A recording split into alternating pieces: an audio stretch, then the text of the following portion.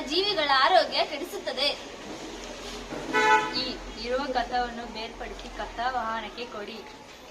ಈ ರೀತಿ ಕಸ ವಿಲೇವಾರಿಗೆ ಸಹಕರಿಸಬೇಕು.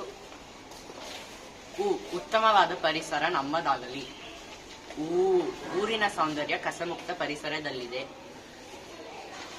ಋಣಾತ್ಮಕ ಪರಿಣಾಮ ಬೀರುವ ಪ್ಲಾಸ್ಟಿಕ್ ಬೇಡವೇ ಬೇಡ. ಎಲ್ಲೆಡೆ ಸ್ವಚ್ಛತೆಯನ್ನು ಮೂಡಿಸೋಣ.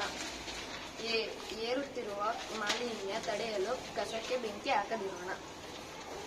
ಐಸಿರಿಗಿಂತ ಮಿಗಿಲು ಸ್ವಚ್ಛತೆ ಮತ್ತು ಆರೋಗ್ಯ. ಒಂದು ಹೆಜ್ಜೆ ಸ್ವಚ್ಛತೆಯ ಕಡೆಗೆ.